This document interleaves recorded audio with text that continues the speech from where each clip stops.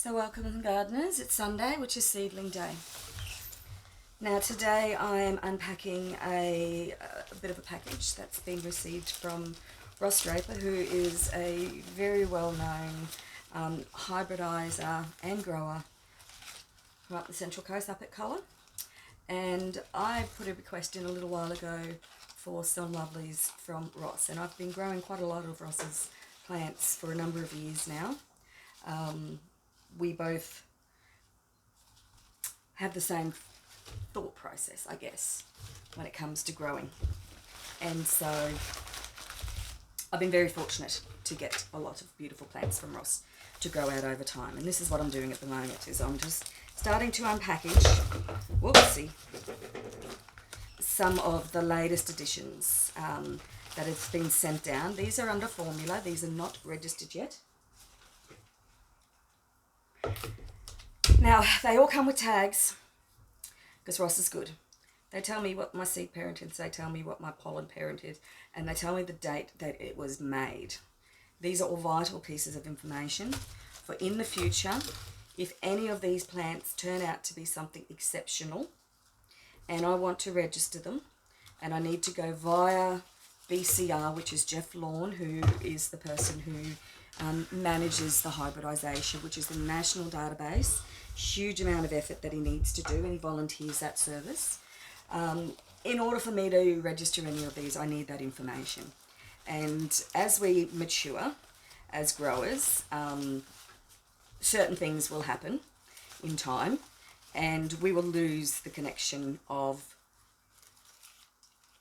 who owns what plant and where it came from. So that's what the BCR is for. It is so that we can allow our growers' legacy to continue. It also means that when we come along later on and we want to hybridise something, we can look at the BCR, and the BCR will give us a parentage. It'll give us a bit of an idea of what that Pandora box is in the gene pool. There's a lot of hybrids that are already in the country. Many of them are sterile. They will not take their own pollen, and their pollen is very difficult to transfer. It's a skill that's learned over many years as to which plants are great with pollen, which plants make better seed parents, and it's something that you can't learn in a book. You honestly have to do it by trial and error. Okay? You see my little pile starting to stack up here. Now, all of these plants have been sent down probably about 3 or 4 days ago. The post was delayed, and they're all ready to be rehydrated.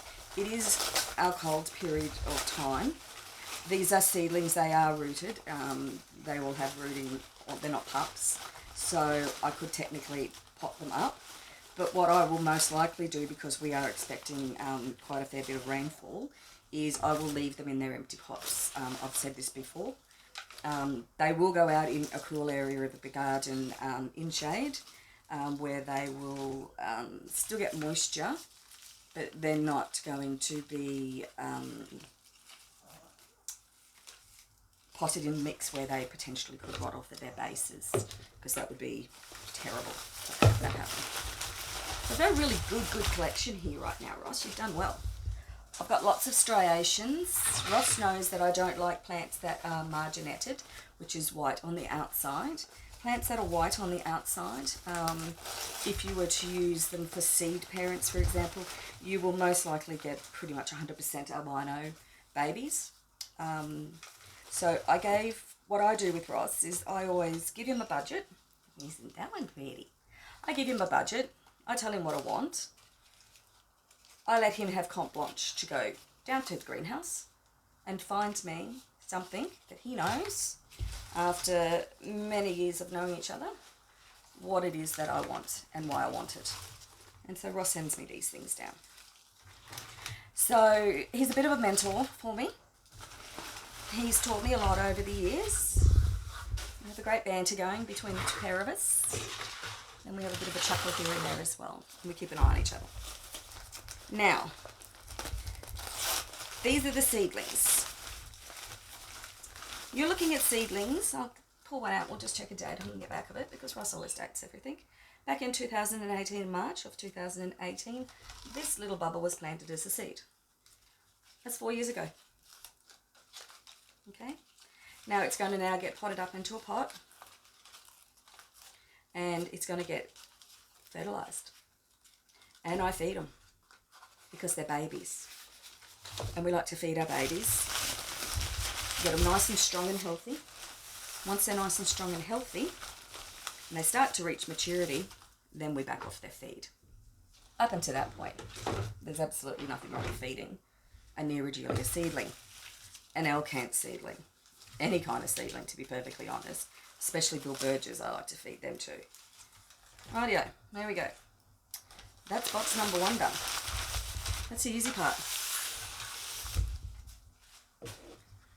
Okay, so I've ended up with 1, 2, 3, 4, 5, 6, 7, 8, 9, 10, about 10 or so pots.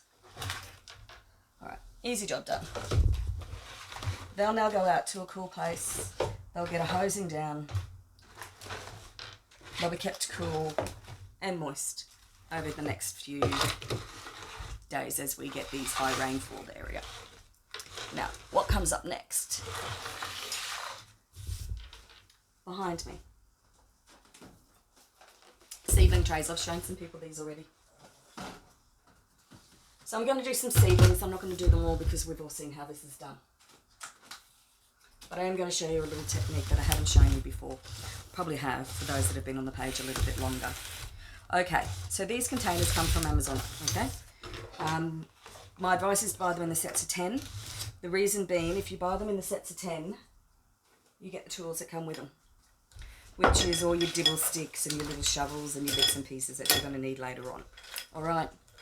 Plus it's cheaper to buy them in sets of 10. So, we get our solid base tray. We get our seedling tray. We get our lid.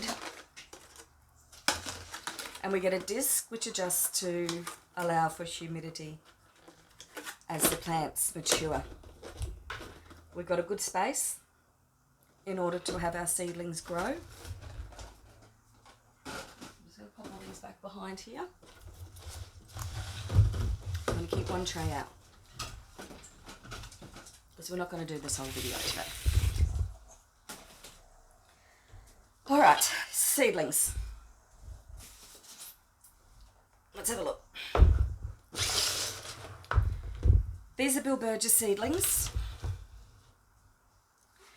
These ones I crossed myself back in 2020 in December. Now, they're a combination of different Bilbergias. There are also some vinicola amongst this tray. That's not what I'm interested in. What I am interested in this tray is purely the Bilbergias, and it's because they are chipper crossed with chocolate strawberry shortcake. And they're also crossed with Stormy Chocolate Milkshake, which is a very large variety. Chipper is a very small variety, very blue mottled. Okay, so these guys here are a couple of years old. And what I'm going to do is I'm just going to show you the basics. So we know our mix that we use. The mix that I use is a combination of peat, high-grow, hydroponic peat. It contains elements and nutrients in order to feed our seedlings. Along with that, there's vermiculite, and that keeps our mix nice and moist. And along with that, there is fine perlite. All of these products I've shown you in the past. You will find other videos here as well. So what I'm just going to do is I'm going to quickly just go and top up this tray.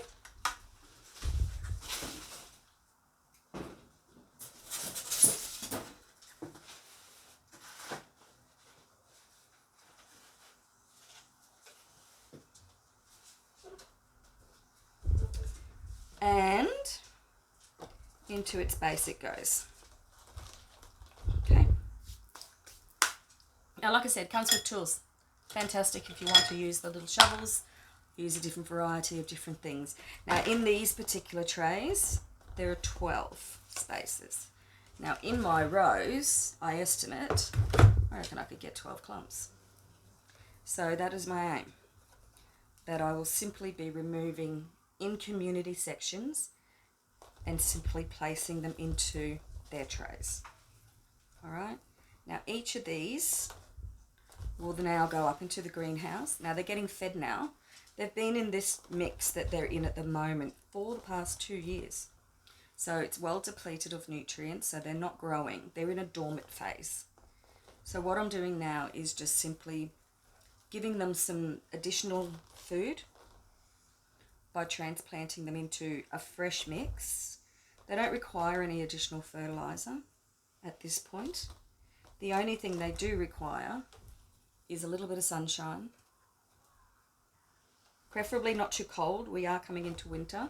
We are in winter. And our temperatures down on this property do drop down into the very low, if not below 0 degrees. Okay? So, very simply, that tray has been completed. Now,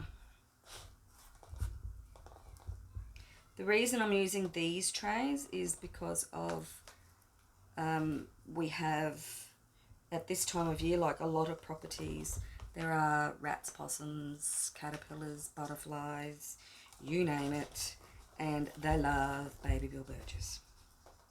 Okay, and there's nothing worse than growing something for 2 years to go into your greenhouse and find that it's been completely eaten by rats overnight. So we want to avoid that at all cost. Okay, so that's why we cover our seedlings. Now you can have your seedling houses with your shade cloth on them. The rats will still eat through the shade cloth. Okay, so it's not the answer. However, popping them in something like one of these trays is really good. These trays are fairly cheap, not too expensive. Okay, all done. Simply ready to go. Now the last thing I'm going to do with them is just quick mist with some foliar. Feed. This mix is a diluted Thrive, essentially. Okay, bit of a mix. Most important, lid goes on, completely seals up our little container.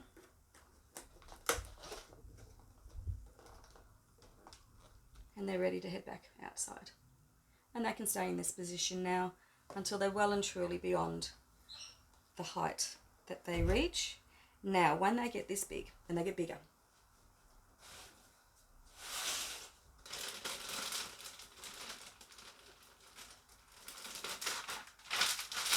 take yourself down to either eBay, or if you've got a aquarium store that particularly likes you, a pet store, you can get these bags. Now these bags are aquarium bags. They're aquatic bags or aquatic pant life. All right. Now if I was to take that pot, pop it inside my bag, seal it all up, completely tie it, give them a twist, wrap a band around it, and now look at the height. They will have their own ecosystem. They will continue to cycle their own moisture. If at any point you get a bit concerned, you obviously can open them up and add extra moisture to them once again. But they basically become a terrarium, and they can continue to grow into these containers for a further 6 months. Hanging up in your greenhouse, they take up no space at all. So it's a really good way to grow plants as well. Another little tip, just so that you're aware, because these are hydroponic bags, that are used for aquaculture, they do allow the oxygen and the CO2 to go in and out, so the plants don't become stagnant. So that's one of my final tips that I don't often share with people, but it is a really great way to get some of your plants to grow a little bit taller. Works well for Alcantarias and some Neoregelias as well. They get quite large. Once again, animals can't get into them. Very easy to do. Okay. I think that's enough for this afternoon's little quick video chat. Happy gardening. Continue to post your videos. Oh, I can see my little pony outside. Continue to post your videos. Continue to experiment. Go out, get yourself some seeds. Find seed banks. Contact local clubs. Seeds are readily available, And as members on this group, we very much do encourage persons to grow from seed, to have an understanding of what a hybridizer does when it comes to growing from seed, the length of time it takes to make them, and then when you get quite experienced at doing it, you can then develop certain traits, and your plants can be very easily identifiable purely just by looking at them. And that, my dears, is my video for the day. Happy gardening. Bye now.